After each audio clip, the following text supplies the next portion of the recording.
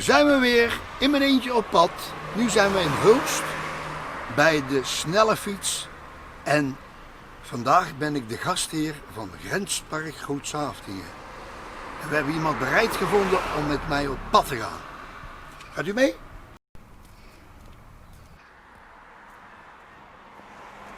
Peggy, de snelle fiets in Hulst. Ik heb je al verschillende keren toeristen op pad zien sturen. Klopt. Om Grenspark Groot-Saftingen te begroeten en te bekijken. Mag ik jou uitnodigen om vandaag in mijn eentje op pad ergens in Grenspark Groot-Saftingen naartoe te gaan? Oké. Wat zou je willen kiezen?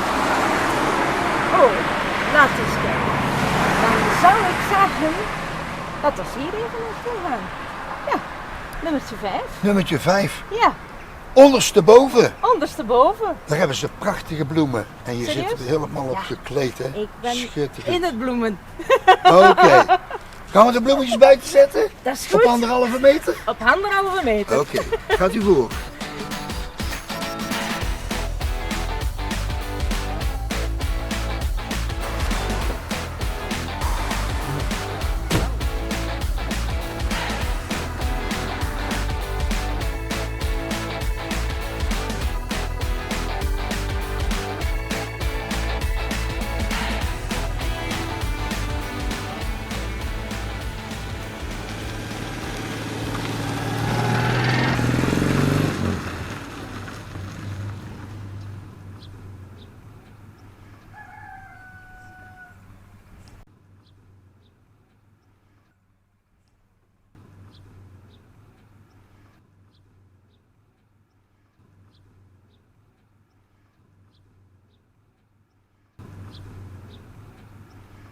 Annie, geweldig. Hallo. In mijn eentje op pad. Ja. Ik heb Peggy bij. Dat is mijn gast vandaag. Zou jij voor Peggy een bosje bloemen kunnen plukken? Ja, En misschien een beetje toelichten alsjeblieft? ja. Ik zal het proberen. Ja? Ja. Van ons bloemplukveld. Ja? Ja. Het zijn veldbloemen en die zijn wel geschikt voor in de vaas. Dus die blijven toch een kleine week goed in de vaas. Zullen we even kijken? Ja, prima. Dan erheen en dan moet er ook één doorlopen, maar mensen vinden het niet. Woe, pas op, Annie. Pas op. Het oranje, de goudsbloemen, gele en oranje goudsbloemen, dat vind je misschien wel mooi. Dan kunnen we daar een zonnebloem bij nemen. Goudsbloemen die doen wij ook in de kruidenthee. En wat mooi de vaas opvult, dat is de grootschermbloem, groot akkerscherm. Maar je ziet wel dat die heel veel voorkomt. Dat komt omdat die heel erg goed tegen de droogte kan. Te goed eigenlijk ten opzichte van de andere bloemen. Dus die komt wel op. En het zaad is ook zo sterk dat het volgend jaar ook weer een deel opkomt. En dat is dus dan waardoor het een beetje overheerst. Maar het zou geen bloempluksveld zijn dit jaar als Arnold het niet een aantal keren water gegeven had. Want het was zo droog en bloemen, elk zaad, heeft natuurlijk wel vocht nodig om te ontkiemen. En het zou echt nog niet een derde zijn als we dat niet gedaan hadden. Zo'n droog voorjaar was het. Het wordt dan toch waarschijnlijk een gemengd kleurtje. Dit is de Cosmea.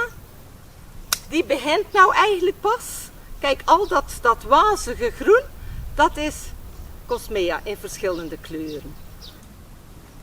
En daar staat ook de zonnebloem die heel mooi open is.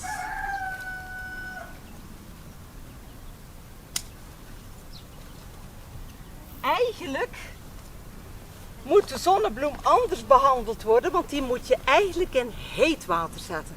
Dus eigenlijk zou je thuis gewoon de zonnebloem in heet water apart moeten zetten en dan later bij het boeket voegen. Ja, daarom gaan zoveel zonnebloemen hangen, Oh ja. omdat mensen dat niet weten.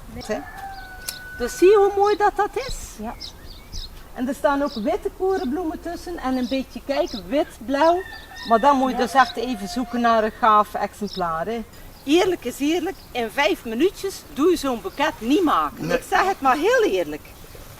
Je moet daar eigenlijk even de tijd voor nemen, maar het is een heel bijzondere ervaring om er tussen te lopen. Dus ik denk dat je voor nu een mooi boeketje hebt. Ik vind het super. Ik ben hier nog aan het genieten van de geur. Nou Annie, hartelijk dank. Graag gedaan. Ja, Zo. dankjewel. Die rieken echt super, jongen. En het wordt toevallig ook nog een beetje mooi weer, dus Ja. we kunnen toch nog buiten zitten. Nou zitten. Ja. Ik laat jou zo voorgaan natuurlijk. Dankjewel.